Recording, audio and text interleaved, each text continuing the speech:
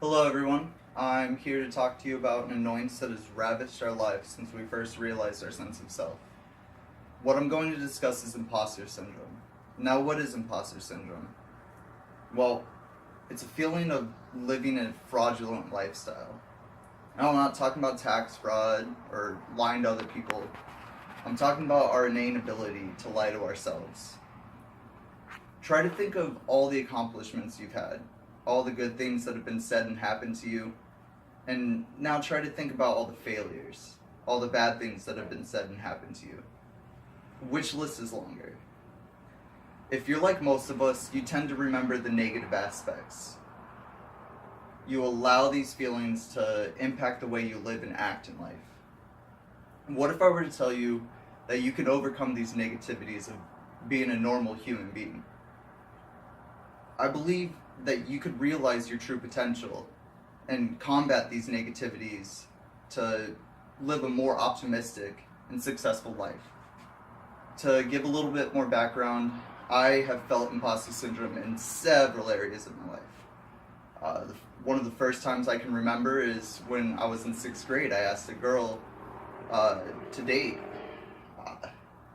Why would she ever want to date me, right? But it turned out she liked me too. And now I think, why was I so negative in the first place? Another time was when I was studying for a test. I felt like I would fail. I knew I would fail. Even though I got good grades on other tests, I felt like no matter how hard I studied, I would always fail. I couldn't accept the accomplishments and the hard work that I put myself through because I felt incompetent. All because of a few failures that I've experienced in my life. And then we get into jobs and it doesn't get any easier. How can you manage people if you feel like you can barely manage yourself, right? It's okay to feel imperfect, and that's what we got to remember, because not being perfect is how we grow and expand on ourselves. And now I'm going to delve deeper into the imposter phenomenon. I'm going to let you know the different types of imposter syndrome that can exist in your lives. And I'm also going to talk about techniques that can help you ease and hopefully ultimately remove imposter syndrome from our lives. In order to combat imposter syndrome, you first need to understand fully what imposter syndrome is. In an article on Overcoming Imposter Syndrome by Rebecca Russell, she states that imposter syndrome is where a person feels like they're a fraud based on their knowledge on a certain situation and the expectations that they feel people put on them, or the expectations that they feel they put on themselves. It's very difficult for people to internalize their accomplishments. In another article on the validity of imposter phenomenon, Brenda Major and Catherine Cosarelli did a case study on imposters and non-imposters. They assumed that imposters would do less well on testing situations than non-imposters. What was proven was imposters did just as well as non-imposters. The only difference was the imposters could not accept they allowed their failures to affect themselves more than their successes. In the article, The 5 Types of Imposter Syndrome and How to Beat Them, Melody Wilding states that there are 5 big classifications of imposter syndrome: the perfectionist, the superperson, the natural genius, the rugged individualist, and the expert.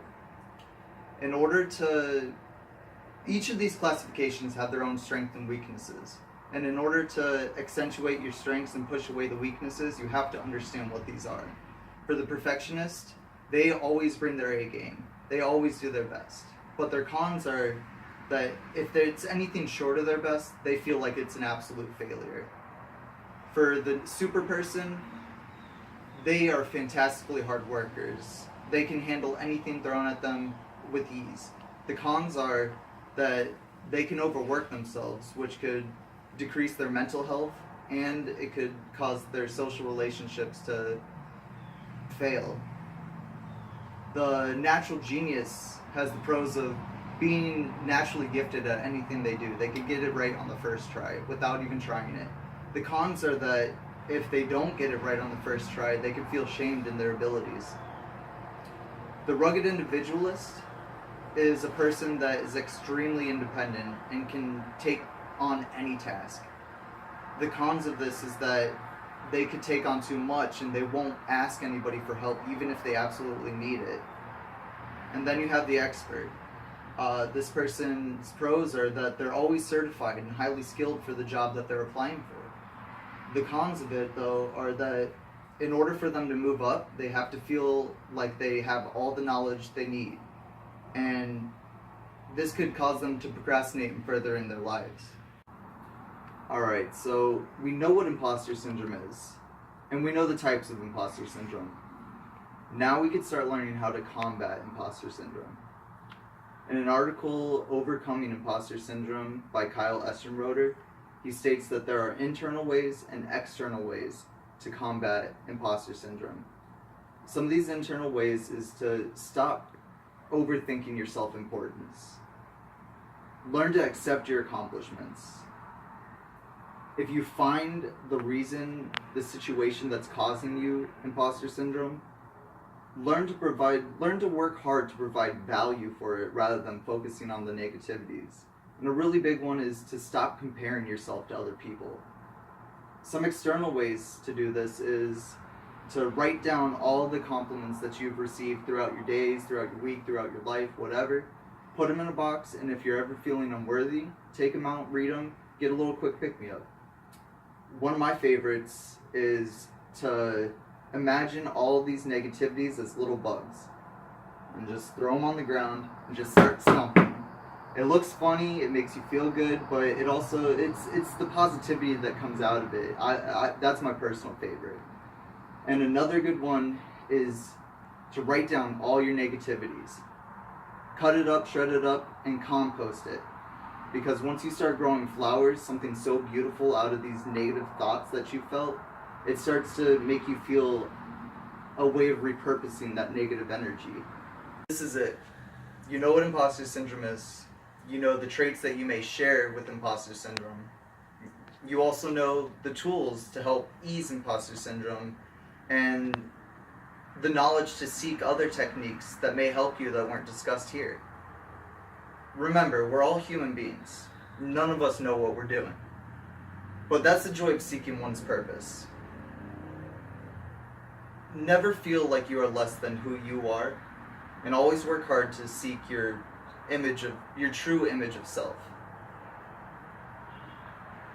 That's it for my presentation.